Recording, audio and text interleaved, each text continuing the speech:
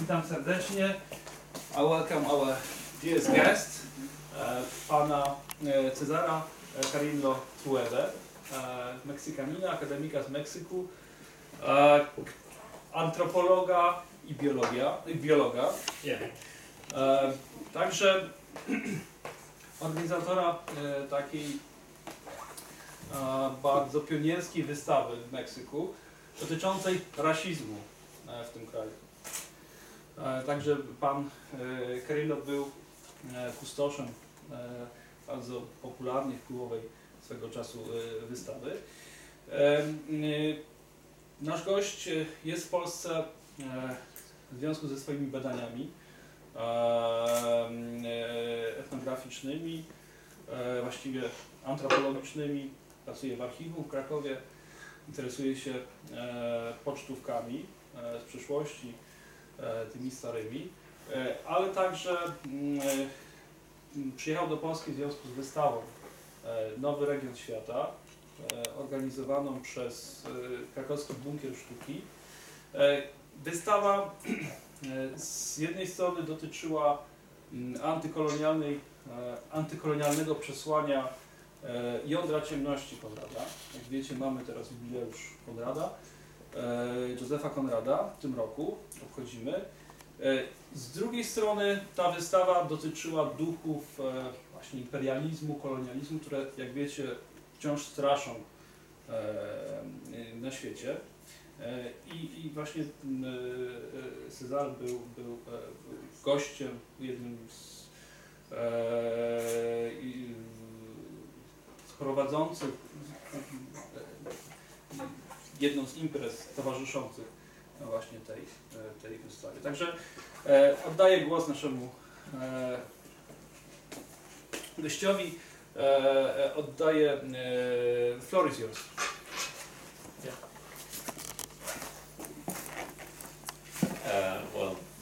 Hello. I cannot speak Polish, but I'll speak in English. I hope everybody can understand my English. And if you don't understand something, please just put your hand like this and I will stop, okay? Because it's better if I carry on talking and you don't understand, it's more complicated. You are going to fall asleep. So, well, thank you very much for this opportunity to be here, for this invitation from the anthropological department.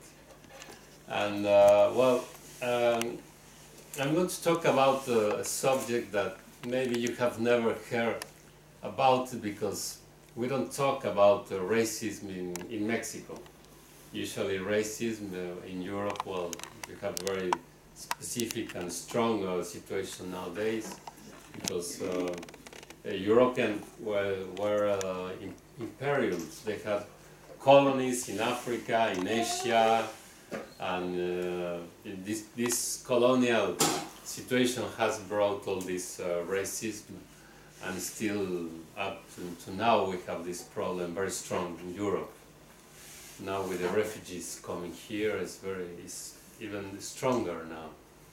And in Mexico, we had Spanish who conquered, I explained, and after the Spanish went away, but we had like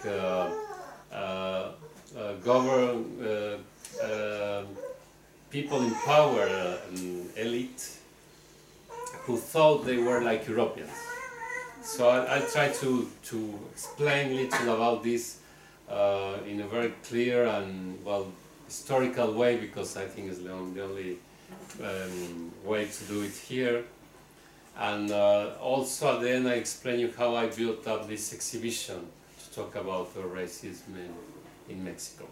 I think there are many similarities with the European case, because mainly racist theories were made up in Europe and then exported to Mexico and Latin America and the rest of the world, some from the United States also. So you can see this photography is from 1953, so it's not so old. and you can see indigenous people driving these people who are rich and who feel they are better than indigenous who are almost like animals working. And it was very common in Latin America that Indians were bringing these people as if they were animals. So it's not a long time. You know, this was in Chiapas, the south of Mexico, where, I don't know if you have heard about the Zapatists. Well, this is the area of Zapatists. And you can understand when you see this image why Zapatists made this rebellion 20 years ago. So first I try to give a kind of definition, because many people, when they speak about racism, they say something like has always existed in history, in humanity. Some people like Pierre Bourdieu, you maybe know, French guy who writes about racism, and he say racism started with the Greeks and with the, and I don't think so. I think you cannot have racism if you don't have, first of all, this idea of race, and if you don't have this idea of that humanity, the humans are all equal. So really, racism comes after this Declaration of Human Rights, where it's decreed that everybody has the same rights and all humans are equals. So the racism always based on these physical and features, you know, characters, but also there is always associated with cultural. It's never separated. So this relation between kind of phenotypic characters with cultural characters or cultural attributes given to these different human groups, which are classified after in different levels. So some are superior to others, so some think they can control the others because they are superior. That's the very essence of racism. And you can see it very easily with the African taken as slaves to America. United States still have these problems of discrimination towards black people, to African, because of this history of slavery. And then you had the same in Brazil, you had the same in Colombia, we had the same in Mexico. So I divided this presentation in 3 periods. Before this Declaration of Human Rights, you know, with the French Revolution, then you have like a period where science is very important, because with all these scientific theories based on the concept of race develop, and they make a lot of studies, no? You know, like Nazi also made here in Poland and in other places, up to the half of 20th century. And then the third period is after the Second World War, up to now. And these periods, I think they are very much the same all over the world. I'm talking about Mexico, Mexican case, but you can find it all over the world, because they were really like a history of science periods, I can say. So I'm working on mainly in indigenous people from Mexico. When the Spanish arrived to Mexico, there were only indigenous, what we call now indigenous Indians also. And but they brought African people and they mixed all together.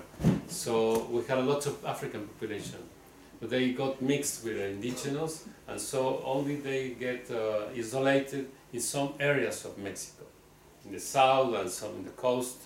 And we have like 2 million African Mexican people. Black, you know, like if you go to African people, and some mixed. But we have like 15 million of indigenous people, speaking different languages. In Mexico we have like 54 different indigenous languages with a lot of varieties. And Mexican population is built up with about like maybe more than 70% of these indigenous people mixed with African during the colony. But the mixture with the European is not so strong as we have tried to present this by some intellectual in Mexico making theories of mestiçage. You say mestiçage yeah, okay. So, when the Spanish arrived to Mexico, there was a debate. Well, to what is Mexico now? They arrived to this new continent, now called America, and they had this debate. These people who live in this continent, are they really humans? And that was the debate. Where you have lots of story about this debate. And some said no, they are like beasts, you know, because they attacked, they are not pacific, they don't want the religion. And as they didn't want Catholic or Christian religion, so they were considered not humans, you know. Humans had to be like Christian persons. On the other side, you have people who say, no, they are really nice persons, they are very pacific, just you have to talk them in a nice way and convince them to become Christians. So as we can teach them a Christian religion, they are human. So that's what's very strong debate, and the Pope at the end say, yes, they are humans, and we can teach them to be Christian, so we don't have to make them slaves. That was the result of this debate. So they brought African people to become slaves, to work in the mines and in some of the hardest works, and also to work at home, you know, as servants. And indigenous were not supposed to be slaves, but in fact, they were almost like slaves.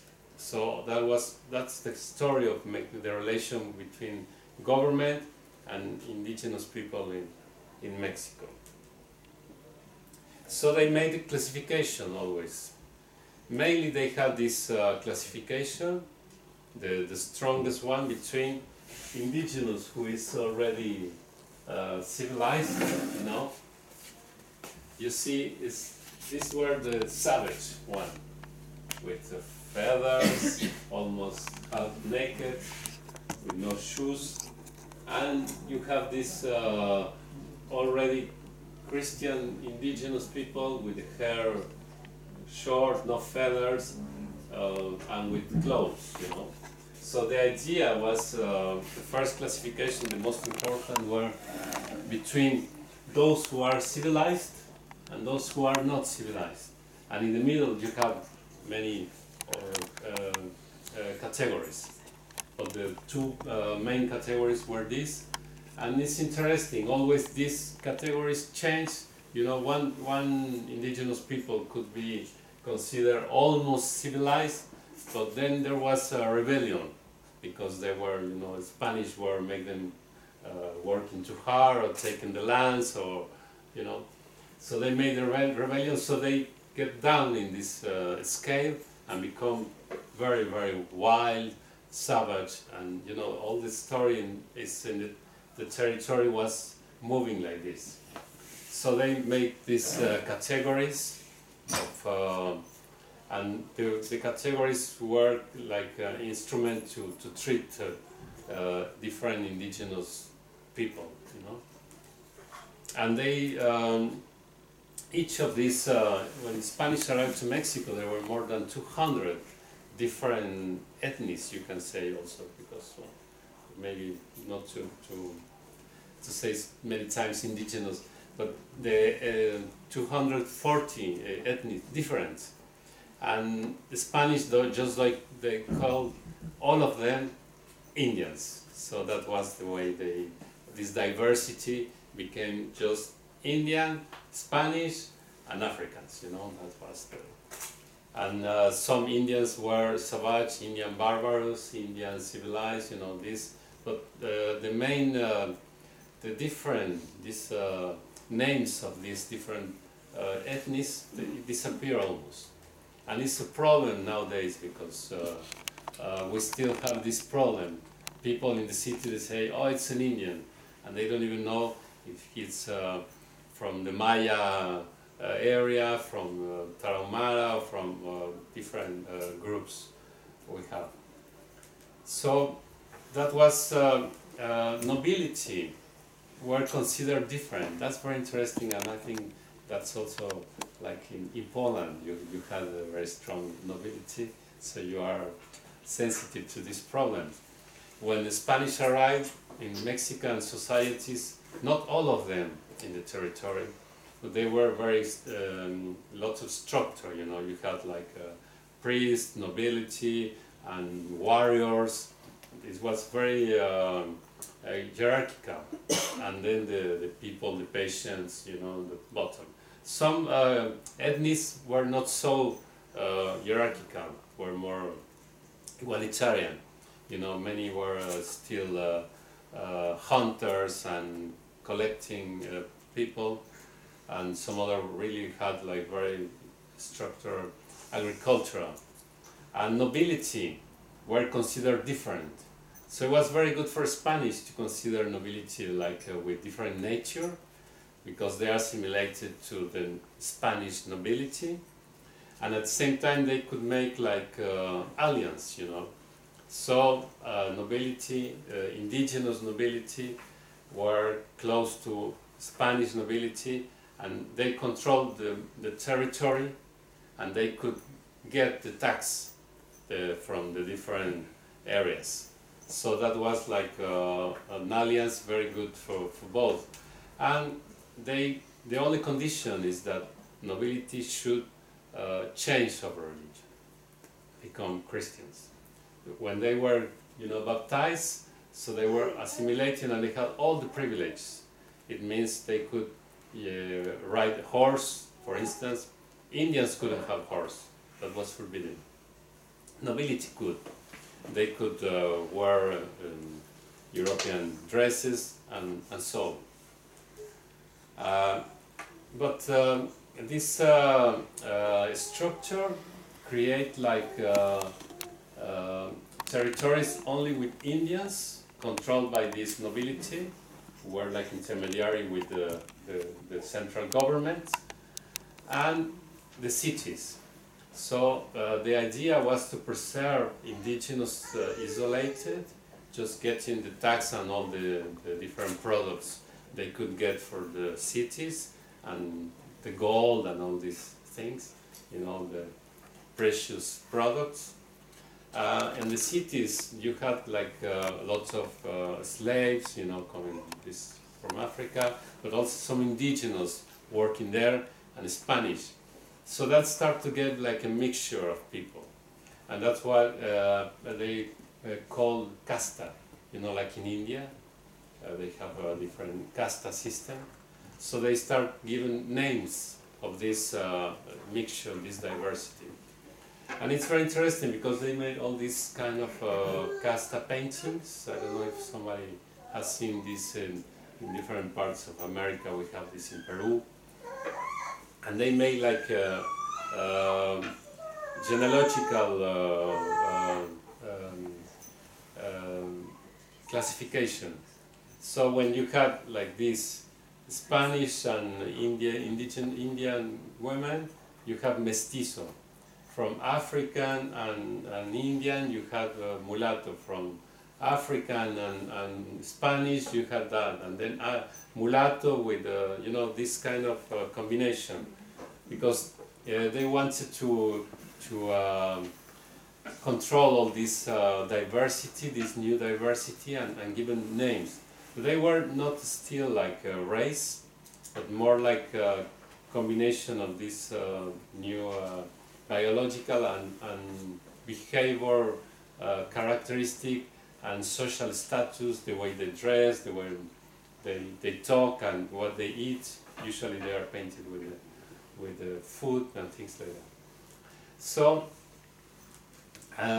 we have like these changes in the 18th century, and new idea of human nature. I think that's something we changed very much with all these classifications, and this new idea was really to get like a naked human, you know, not with all these cultural characteristic, but mainly this physical. So that's when you start having this classification mainly by the physical and biological characters, like Buffon. But still, in this period, they were always mixing, you know, like these representations of America, always with a how do you call it? Crocodile, and the feathers, and this also this animal.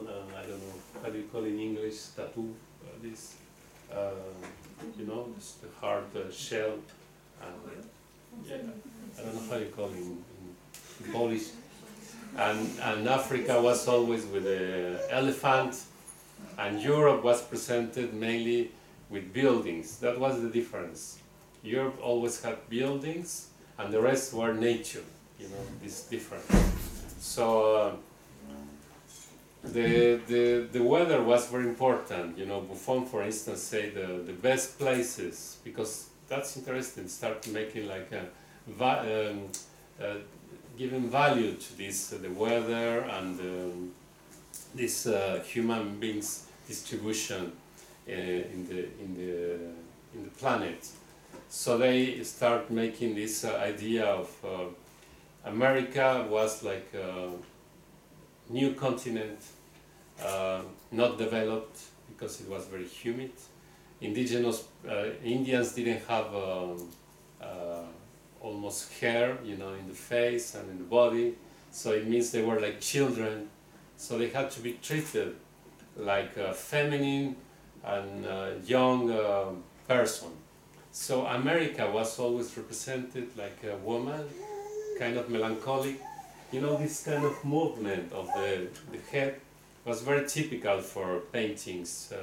When you see, for instance, painting which are about melancholy, usually are women, and women with this, you know, this movement of the head. So America was considered like this kind of woman, melancholic, and Europe was like a strong party and the active one, and they go to America to develop and to make this grow and make a mature continent. That was the idea. But it's incredible, this kind of metaphors.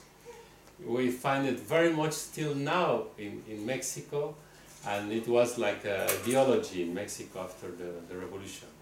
So the representations always are this very important, because these images, they condense the theories, the prejudice, which always gather together very much. I mean, science is not a neutral with what we should see now.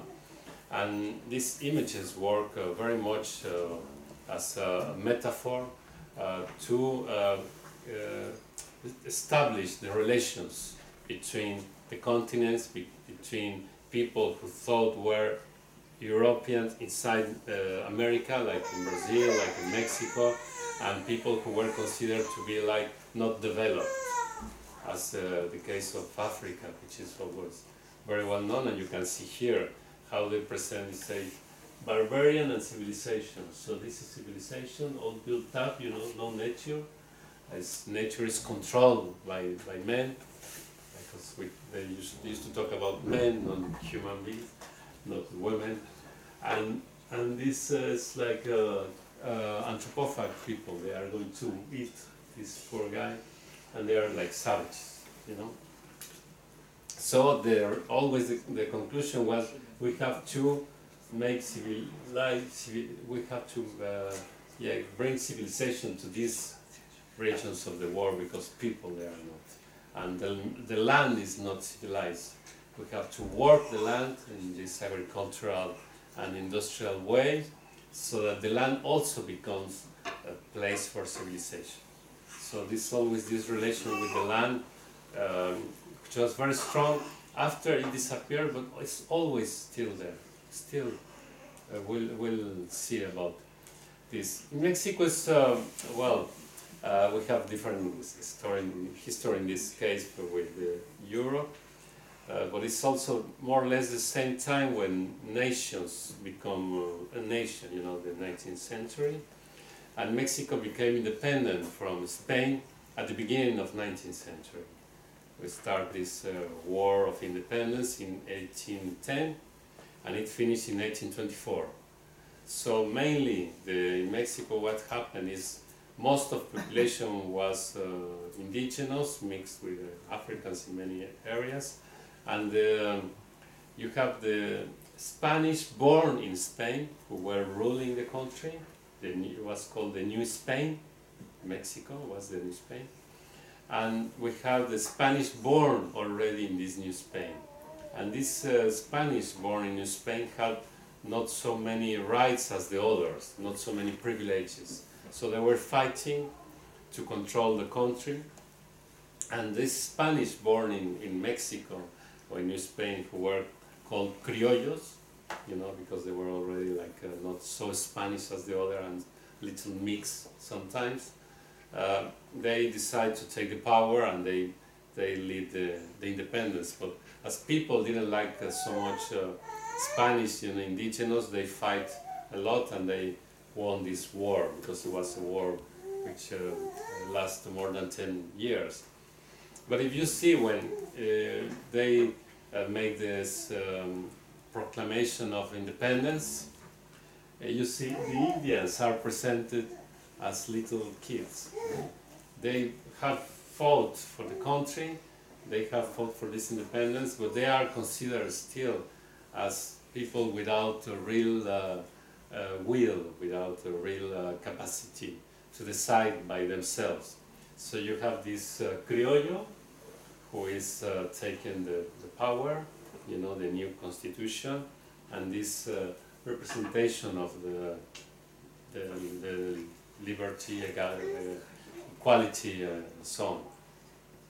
And the independence was made with the proclamation of equality of everybody, because we had slavery up to then, you know, there was all this traffic of people from Africa mainly, some from Asia, and there was this separation of indigenous considered as children. So they made this proclamation that everybody in this new country is born the same, so all of the people are equal, but in fact, you see the representation, indigenous are still considered as a problem, as persons who cannot decide by themselves.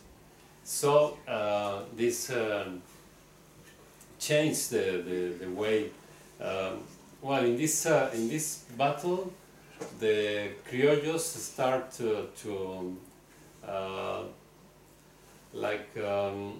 just making a justification of why this part of that they belong to this territory is what's great in a way, because they said, as Humboldt, Alexander Humboldt, went to Mexico, and he said, this was a wonderful country because we can see this, you know, the pyramids. Maybe you can see images of Mexico, these big pyramids of the Aztecs and Maya and all this.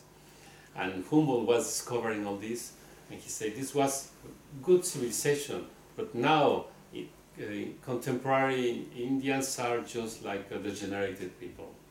And this idea was very strong, you know, in this new government class, and they really changed all the way they were presented indigenous past. They start saying, yes, we have our past, not European, you know, really rooted in this new territory with these great indigenous civilizations.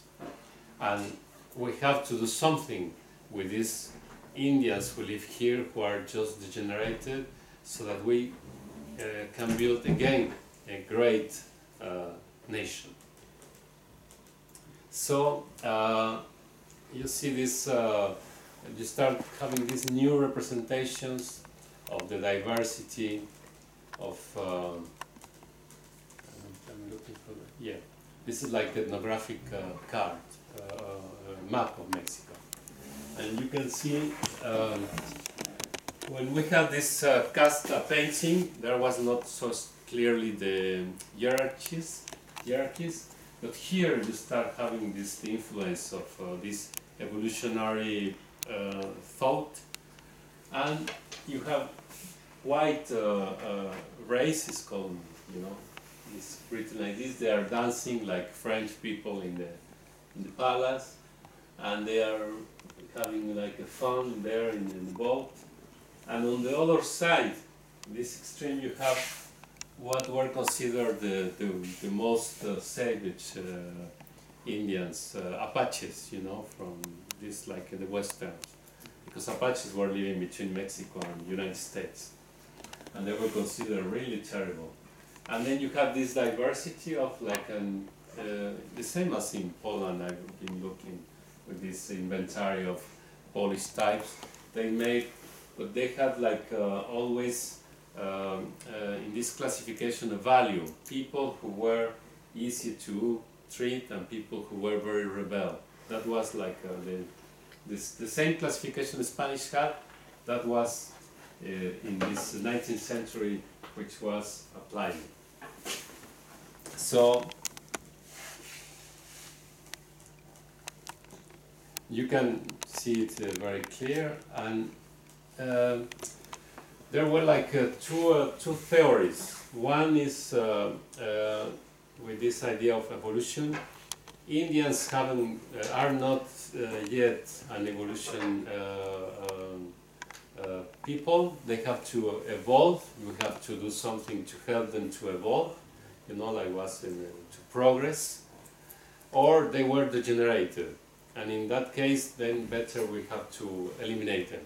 So there were like two theories, very strong in 19th century.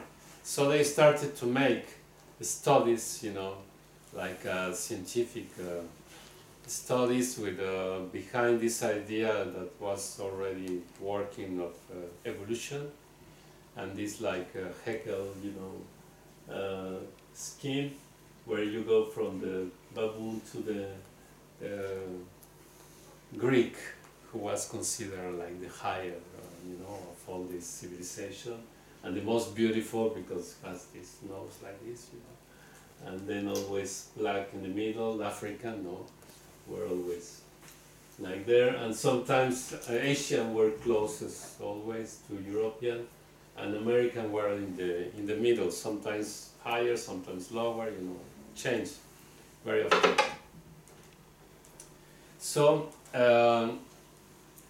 this idea of the savage who have to be eliminated was in Mexico, in fact, politics of the government. We had this very famous, you know, in Mexico we had revolution in 1910, almost the same time as in Russia. And that was a revolution against this president, who is represented here, as if he was a pre-Hispanic image, you know, and they are making this sacrifice of Indians to him. That's the Yaqui, who lived in the north of Mexico, and they were very rebel, and they were almost exterminated. In 30 years, it remained only like 13% of all these people. And we never talk about this genocide, because really that was a genocide. Was not the only one. There was some other. So more rebel was ethnic people, more they were repressed and exterminated. So this is a part I think is maybe interested for you, because I've been working with all the theories that they were applied, you know, 19th century theories, which had this background, anthropological and biological background, with this idea of evolution, like Lombroso theory, you know, about the criminal man, and all these brain capacities, and all these studies that were made in Europe to show, really, they were made to prove that some people were better than others, that there was a superiority of white race and inferiority of African or black or red. Mexican were considered red. And you can see here that Danish scientists, and they are trying to get the weight of this woman in the field. So we have this context, you know. I think in the 19th century it was very common to make these inventories, you know, like all the types and the regions, to know where you have the main precious resources. So the area of the mining, you know, that was, you had this atlas with different maps, and one is about minerals, other is about vegetation, and then they were trying to find where you have these main resources in order to make exploitation, and where Indians were living in order to make them work. So we had this very horrible relation between this area has a lot of resources, so we need all these Indians here, and we have to make them work. And this was considered as a way of make them civilized, you know.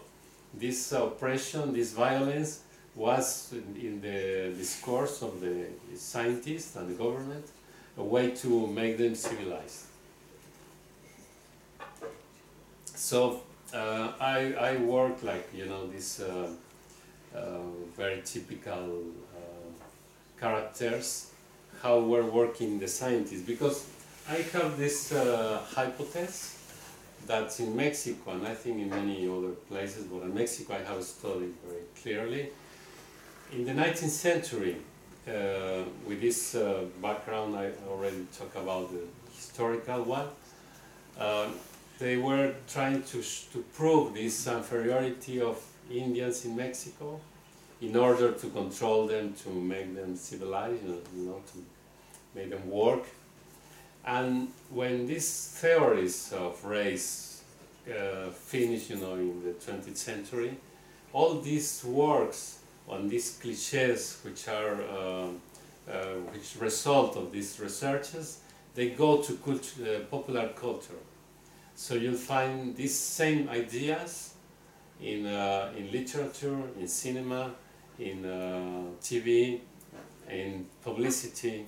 So in Mexico, it's very strong to see, like, you know, in TV, only white people.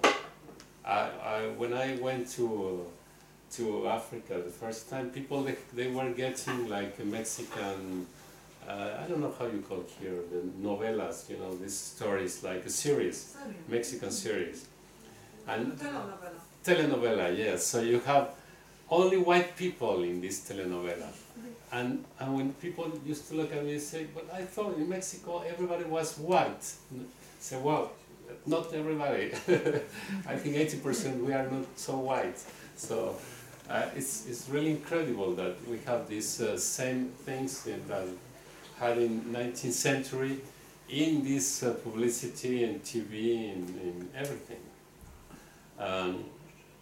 So it's about this idea of aesthetic and of beauty, you know, that was defined by German Petrus Camper with this angle, who had this theory that this was the perfection, you know, the Greek nose angle, and the middle were all the rest of the races, because it was presented like this, and in the bottom we had the black, you know, the African, and after we had chimpanzees.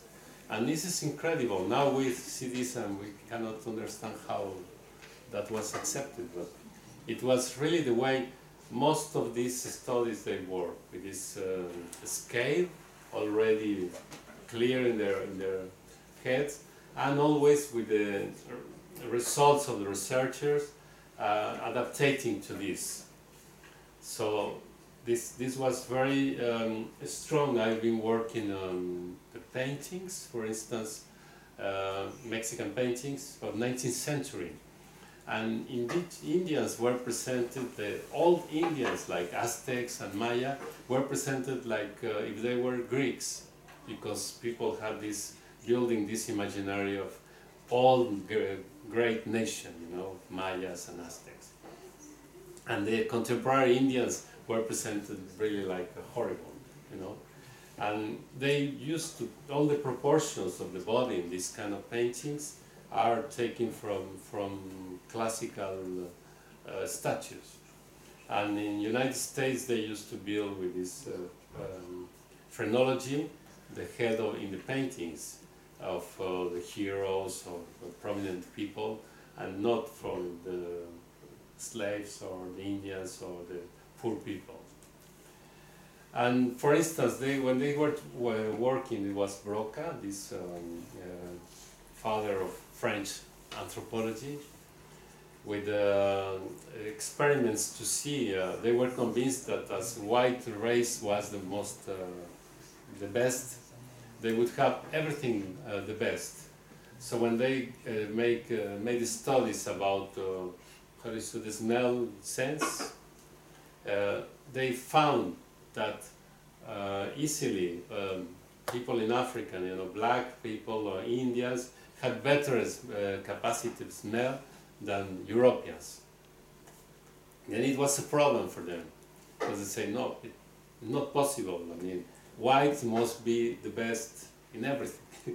So they were made again the research, had the same results. So they, as he was studying Broca, you know, this part of the brain, and he found that the smell was little in behind, he started making this differentiation, yeah, between the front, as were like intellectual capacities, and the back, and between one side and the other. He started with these asymmetries, you know, in the brain. It's very interesting how he was working. He was very clever.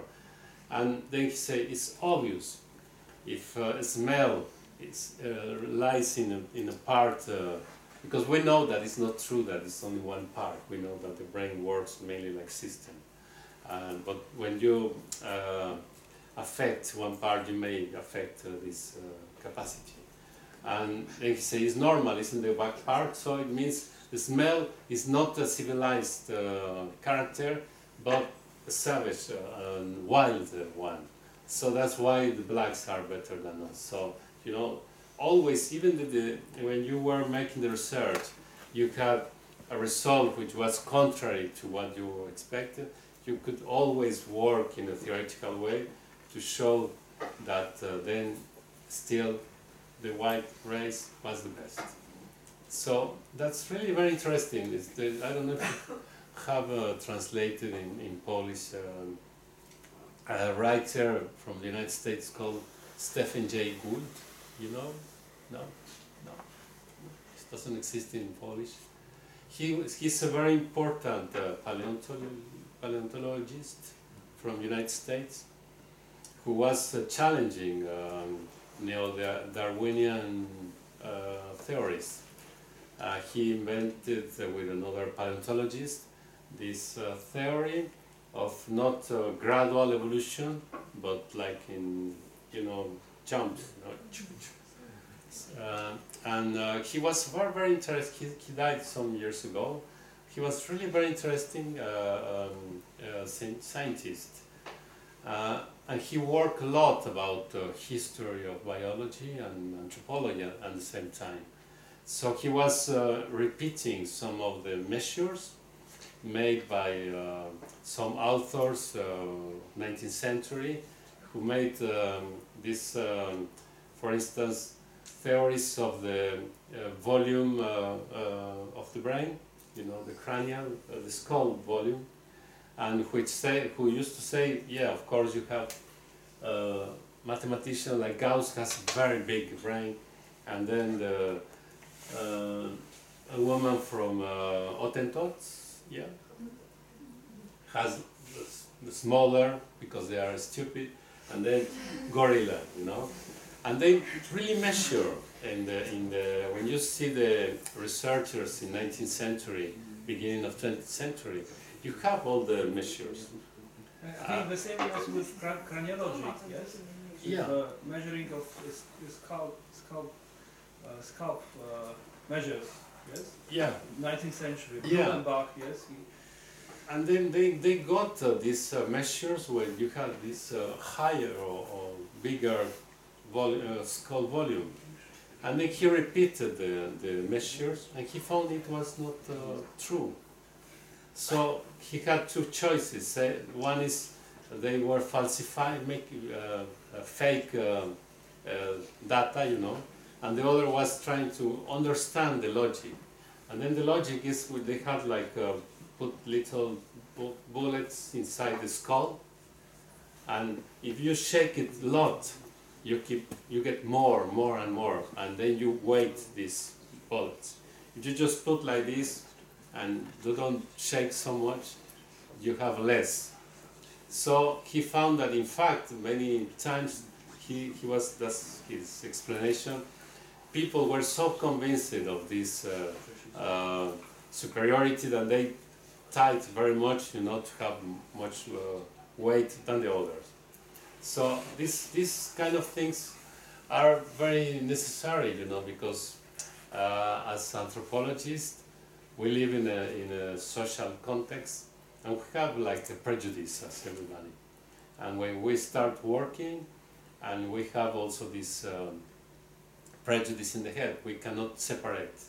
I mean, we can become maybe conscious with the time that we are having like some prejudice, but usually we have. Maybe we have nice prejudice that we are not so racist, but maybe we can have the others. I mean, it's something we always have to think about, because science is made like this. It's not just neutral, you know.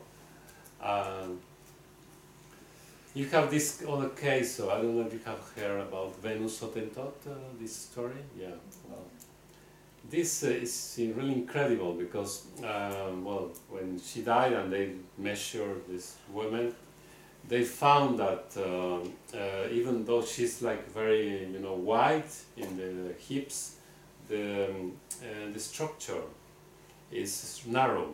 So they had this theory they built up that women from it was like this. The Venus Hottentot was considered part of the lowest human beings, you know, the less developed, the less evoluted. So there was like a reference. So if this woman had this narrow pelvis, yes, I guess, yeah. Well, it was like the lowest point of reference, and if European women had this wider, and they make this relation, wider children can born easily, and narrow is not so easy. So these races are going to disappear because they cannot reproduce very much, you know, they say about Africans. And Europeans will be the conquerors of all the world because they can have a lot of children, you know, with this Darwinian paradigm. And Indians in Mexico were in the middle. So they start measuring the pelvis, and they made a theory about Mexican women pelvis, you know, this part is the pelvis. So Indians were in the middle always, you know, that was like a game that you already know the results. So every time was an African was in the bottom, every time was a European, no white, was in the top. And in the middle we can have Asian, Americans, you know, all kind of, and even you can have like in the case of Europe, you can have white, you know, in the top, and then Mediterranean, a little lower and like this. So it was the way theories were built up, and many people want to say now that these theories were not science. So they say, well, we have this kind of pseudo-scientific theories. And I think it's not a good, it's not true, first, because you see all the books, all the academic of science, for instance, in England, in France, and they were discussing really these issues, and they were really trying to get the best methodology to measure and to prove all these things. So that was really the science of that time. After we realized that that doesn't work, but we still have in science, and I'll talk a little at the end, like this genome project, you know, to establish genomic of all the people in the world. And we still have some values for some genes, and we still have these theories that the genes are important for intelligence. And we have this Watson, I don't know if you remember, just a few years ago, James Watson, the guy who discovered the DNA molecule, you know, with Crick, and he said that Africans will never progress because we know that they are inferior. And he said like this: we know that they don't have the same intelligence